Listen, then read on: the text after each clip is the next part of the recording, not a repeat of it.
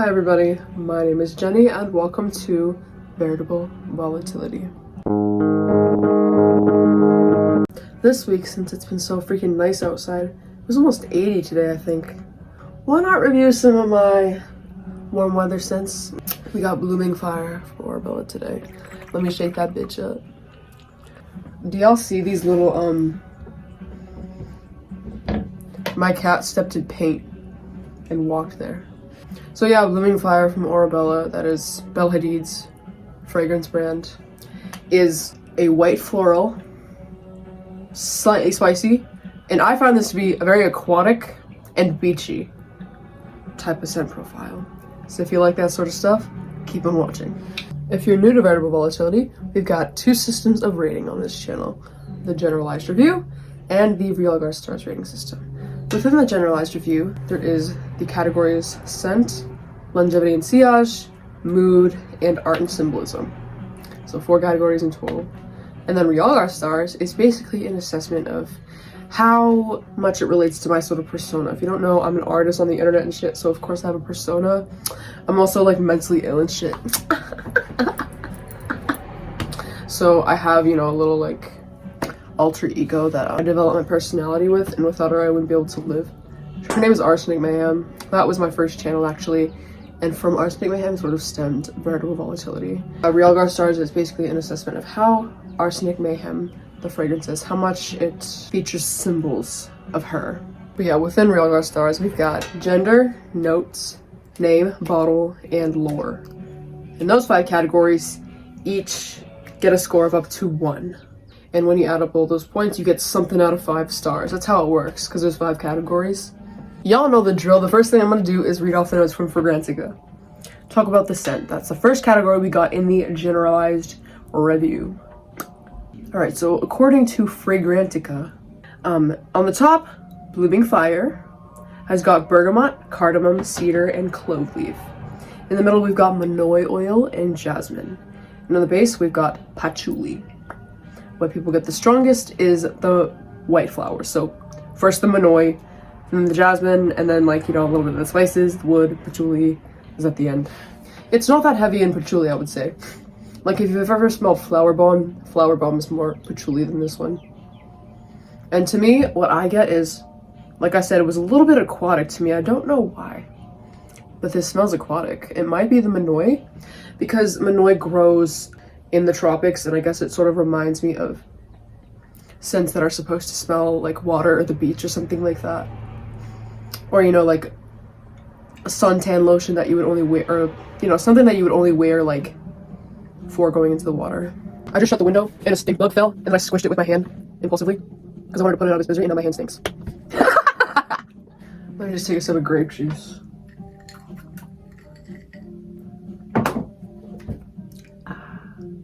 I agree with what Fragrantica says. I do get a lot of cardamom actually, like in the top, mostly. It does smell quite spicy to me. Not spicy like pink pepper where it kind of like tickles or like singes your nose a little bit. It's more just aromatic to me. And just fresh and very solar. Manoi oil is something that isn't a lot of solar type of fragrances. Also just white florals in general. If I want to talk science about it, what makes a perfume smell solar to a lot of people, based on, you know, synaptical things in the brain, is a molecule called benzyl salicylate. And that's because, I don't know, it's an ingredient in a lot of sunscreens, I guess. And it's supposed to smell like white flowers as well. So it makes sense that, you know, the entire family of white florals would just smell solar, and that makes sense to me, you know? I don't smell terribly much cedar. I feel like that would be the least prominent note. But other than that, I feel like you could trust what Fragrantica was saying about it, you know? It reminds you of, you know, it makes you feel like just an island girl. Someone who chills on the beach. And I feel like it's just not me.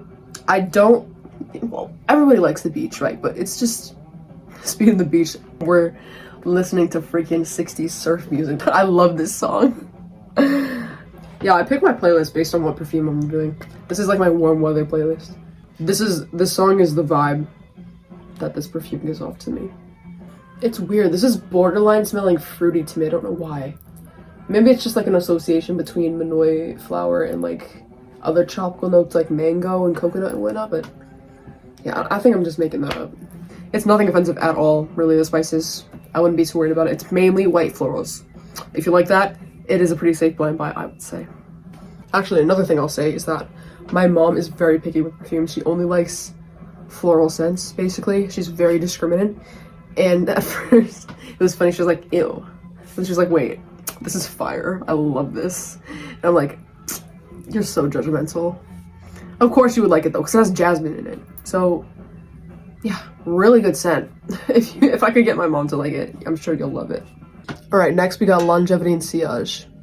Orebella being, you know, that separating formula where it's like half oil, half like, you know, alcohol-free perfume that you can spray in your hair and stuff.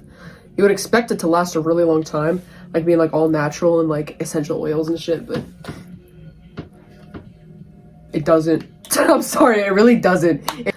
Maybe it has to do with the fact that it, you know, like, because I tested it at night, maybe it like rubbed off on my sheets or something, because, you know, when you sleep 8 hours, that's just the way to test. You can smell it in the morning, how long it lasts. But if you're, you know, whenever I spray stuff on my skin, like, it rubs, like, if I spray it like in the crook of my like knee, that's just gonna rub against everything, and it's just not gonna be there anymore, especially this oily formula. It's a little questionable to me, but I'm sure if you have better habits, like, I don't have really good habits with that at all. I can't just like leave something to sit on my skin. It's going to rub off. A little bit less than 8 hours, I would say, is like the max of how long you could get out of this. People's skin chemistry is different. That's just what I would say. And then as for Sillage, not that great either. Again, this is an oil, alcohol-free perfume, and what alcohol does is it evaporates far so that people from several feet away can smell you. And without alcohol, that doesn't really happen with this perfume. So moderate to intimate side of projection, I would say. Third category of the generalized review is the mood. Where would you wear this? What season and why? So like I said at the beginning of this video, this is a summertime scent all the way. Or spring maybe, but mostly summer. It just makes me think of the beach. It makes me think of fun in the sun. This is like the type of thing you'd spray on to like run around and be with your friends and stuff, or just like spend some time by yourself, really, if that's your kind of thing. That's my kind of thing.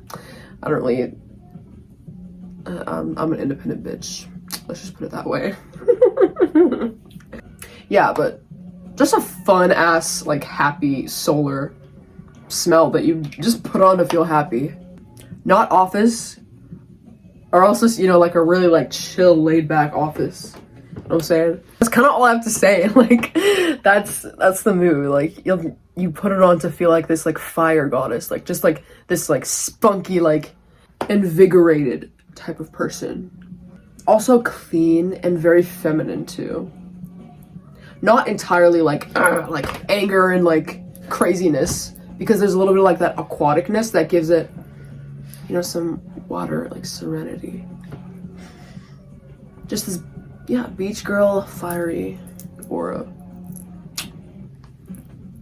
I don't know if that makes sense or not. That's the mood of the fragrance. Next, art and symbolism. This is the point at which I personify her. First, I'll preface this by saying the other 3 scents in Orebella's line, I think of all 4 as sort of like the 4 goddesses. Sultan is being like the water goddess, like the swamp goddess. Nightcap is like the moon goddess. Window to Soul is like a garden fairy, botanical goddess. And then what's the other one I was saying? Oh, Blooming Fire, duh. She's the fire goddess, or like the beach goddess, tropics goddess. I think she did really good with the advertising on them. Yeah, but Miss Blooming Fire, fire goddess. She's very powerful. She's calm though. I think that's where the water comes in. Think of the beach, it makes you calm. But it's also fun. She knows how to have fun. And she's kind of dark and mysterious. Like, I think of the beach at night or like at sunset. That's what I would say. Maybe the color of the bottle is influencing me. And I think of like, you know, a fire on the beach. People usually do that at night. Lots of power, lots of influence over people. She's probably very social as well. She's got a serenity to her. Stability as well. And very feminine. And also quite sweet. She knows how to tantalize you. Like, really sexy. This is one of the sexiest descriptions, personas I've ever made for a fragrance, I must say. I don't know if this will make sense to you all, but she embodies the feeling of like 5 p.m. golden hour, you know, feeling slightly tired, but also like relaxed and kind of invigorated as well. I don't know if anybody else gets like that at that hour, but that's when I find I'm the most energized. I don't take naps. Like, I never take a nap at 5 p.m. Alright, I feel like we can move on to the Realgar stars part of this. So if you don't care about that, click off, but I would love for you to stay because I say really good shit here, like really entertaining shit that pertains to everybody in the universe. Gender. Arsenic Mayhem's ideal gender rating of a perfume is, think of the spectrum, right? We got male to female. Unisex, but ever so slightly feminine, would get a perfect 1. In this case, I gave Blooming Fire a, what does that say, 0.8, because it's quite feminine. It's more on the feminine side. But here's what I said. I'm reading off on my little Canva thing if you want to see, you know, my mood boards and shit. They're really aesthetic. Because we got some unisex factors of, from the cardamom and the bergamot, because, well, first of all, here's the picture. I always forget to say that. Here's the pictures of, you know, masculine, feminine, and unisex notes. And some unisex notes in here would be the cardamom and the bergamot. That pushes it from hyperfem to sort of in the middle. Hyper feminine fragrance would get a 0.5 from me. A hyper masculine would get a 0. I don't do masculine. Cause so, you know, 0.5, 6, 7, 8, it's here. But 1, a little bit feminine, would be a 1. Other than that though, white florals, feminine factors. Cedar is a masculine factor, but I don't smell that at all. 0.8. Right, next we got the notes. How much do they relate to the notes that symbolize arsenic? So a few notes that arsenic really resonates with are white florals. Rose is like a really big one. Gourmands, specifically molasses. Vanilla is a good one. Spices for sure. Ambers for sure. Milk specifically. Coconut, because it represents craziness. They all have different representations. I don't have time to explain them all, but I tend to touch on all of them if you watched my videos before. Cherries. Apples are okay. Typically I don't do fruits, like pretty much all the fruits are non-arsenic, like dried fruits are actually a good note. Because the main thing about fruits I don't like is the juiciness. Because it represents like sex appeal to me. I know that sounds really stupid, but I think it's dumb, you know. And I hate when sex appeal is used for advertising. I think that's like gross. Oh yeah, also bitter notes. Here's some more that she doesn't like. Aquatic, not really her. Aldehydic, no. Clean, not like hyper clean, not really. She don't do that. Earthy, not really. There's a lot more, but I feel like I said enough. Anyways, the notes that we've gotten here, let's analyze them. Honestly, let me just read off this shit. I don't feel like, let me just read. The arsenic mayhem note story of this is sensual, beautiful, and kind of exotic. It's the island-coated monoi oil and the spice of cardamom. That overall vibe I like, but when you analyze it further, you find things contradictory. It's almost aquatic, it's so islandy. The oil actually comes from Polynesia. I must say that's not my type of aquatic, if I even have a type of aquatic, because like I said, aquatic doesn't really pertain to arsenic. I like loon-coated, cold, dark, emo waters, not beachy, juicy, juicy water. Juicy, juicy waters. If you don't know what I mean by loon-coated, it's just the vibe of a loon. Go look up like a video of a loon and you know what I mean. Loon, like the aquatic bird with red eyes. There's a little earthiness from patchouli and clove leaf in base, but it's almost non-existent. I think this story is ironic considering the name, but maybe in the 5D symbolism, Spirit Land, it illustrates where fire and water converge. Interesting, but it isn't all the way me. Like Karaoke Crush, which is, if you don't know, is a Sol de Janeiro mist. It's arsenic if she was a beach girl. I'm not going to get into the Karaoke Crush thing, but yeah, it's basically what I was trying to say is it's me if I was more of a beachy person, but that's not me. That's not arsenic. Had to take off a few points. I gave this a 0.7 in the notes category. Next we got the name. Honestly, I bought this because of the name. And that happens a lot with perfumes. Usually, you know, if a name is boring, I'm not gonna pay any mind to it. It has to give me a ring. And this illustrates the beauty of fire with that name, Blooming Fire. Fire is one of my elements that I resonate with. Also air and fire, like my jam.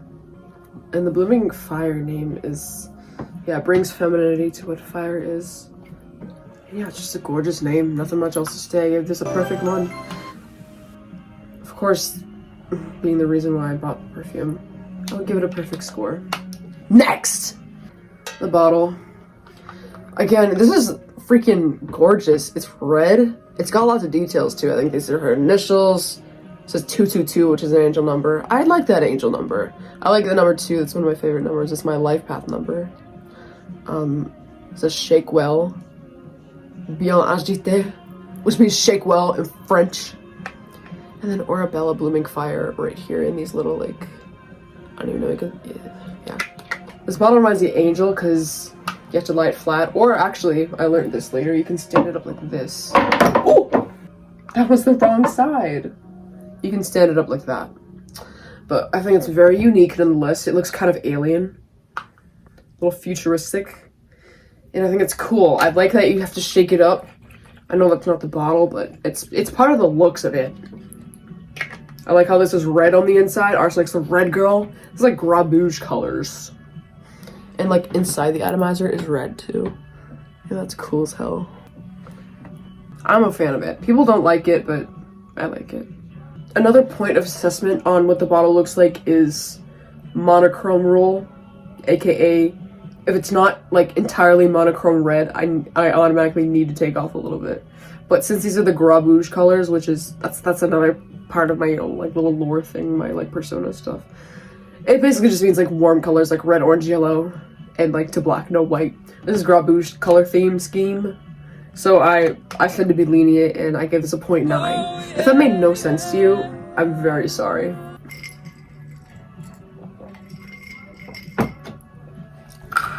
Final category, the lore. Basically, how's it advertised and what influencers online say about it. Because that's part of the lore too, that's part of the advertising, what influencers have to say. The brand slogan is reveal your alchemy, which is kind of baller. It reminds me of witchcraft.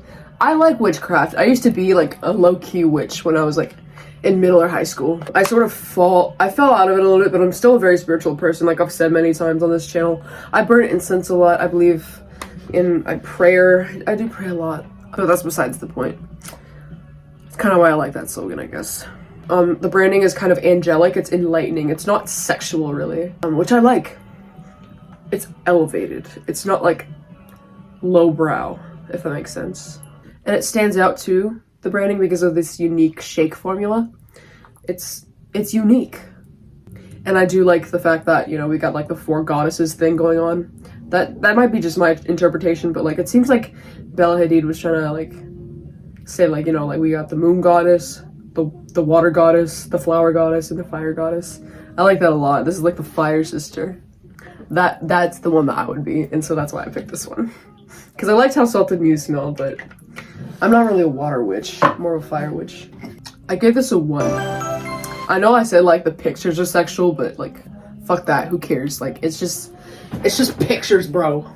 If we add up all the points in each of the 5 categories, we get a total of 4.4 Realgar stars out of 5, which is pretty damn good. It's actually better than what I gave Rose's Vanille, which is my spring signature. And when I do think about it, yeah, it deserves that, actually. I only lost points in, like, the name and in, like, gender slightly. And then also the lore a little bit because it was, like, a little bit sexualized. That one got a 4.3. I don't know if I said that already. Overall, great perfume. Really big fan of it. My videos are, like, 20 minutes each. I try my best, but I love to yap too much. I hope you enjoyed nonetheless. Keeping you and stay proud of yourself. Bye.